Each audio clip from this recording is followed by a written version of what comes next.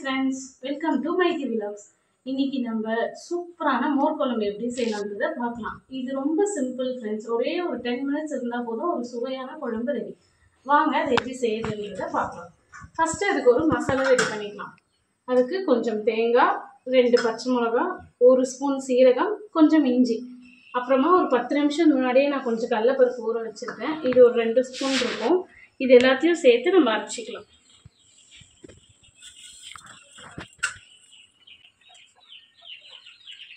இப்போ இதை நம்ம ஒரு ஃபைன் பேஸ்ட்டாக அரைச்சி எடுத்துக்கலாம்.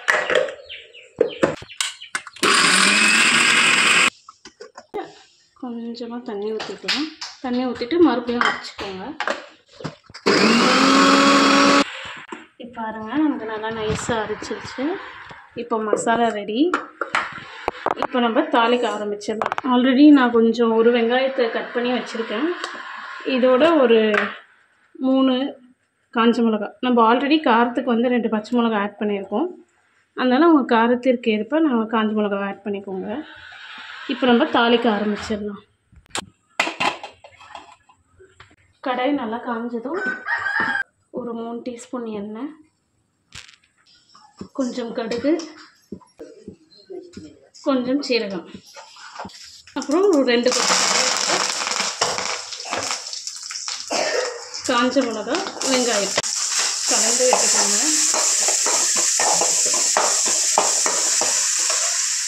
வெங்காயம் நல்லா வதங்கிடுச்சு. இப்போ நம்ம அரைச்சி வச்ச மசாலாவை ஆட் பண்ணிக்கலாம். கொஞ்சமாக தண்ணி ஆட் பண்ணிட்டு அதை அலசிட்டு ஆட் பண்ணிக்கலாம். மீதி இருக்கிற மசாலா கொஞ்சமாக தண்ணி ஊற்றிட்டு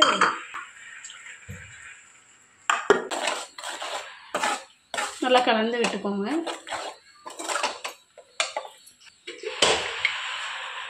ஒரு 1/2 டீஸ்பூன் மஞ்சள் தூள், தேவையான அளவு உப்பு, எல்லாத்தையும் நல்லா கலந்து விட்டுக்கோங்க. இது நல்லா கொதிஞ்சு வரட்டும். அதுக்குள்ளே நம்ம வந்து தயிரை கடைஞ்சி எடுத்துக்கலாம். நான் நேற்றே பசும்பாலில் தயிர் துவைய வச்சுட்டேன். இப்போ இதை நல்லா நம்ம பீட் பண்ணி எடுத்துக்கலாம். ஒரு க்ரீமி டெக்ஸ்டர் வர வரைக்கும் நல்லா கலந்து விட்டுக்கோங்க. வேணால் மிக்சிலையும் ஒரு சுற்றிக்கலாம். நம்ம இப்படி பண்ணும்போது இன்னும் டேஸ்ட் நல்லாயிருக்கும். இப்போ நல்லா ஒரு ஸ்மூத்தியாக வந்துடுச்சு. இது நல்லா ஒரு கொதி வரட்டும். நம்ம எல்லாமே பச்சையாக ஆட் பண்ணியிருக்கோம். ஸோ அது நல்லா வெந்து வரட்டும்.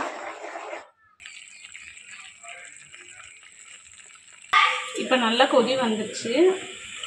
கொஞ்சம் மீடியம் ஃப்ளேமில் வச்சுட்டு நம்ம பீட் பண்ணி வச்சுருக்கிற தயிரை ஆட் பண்ணிக்கலாம். ஒரு கொதி வரட்டும். இப்போ உப்பெல்லாம் கரெக்டாக இருக்கான்னு பார்த்துக்கோங்க.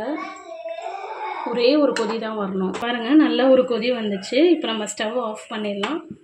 நம்ம இப்போ சூப்பரான மோர் குழம்பு ரெடி.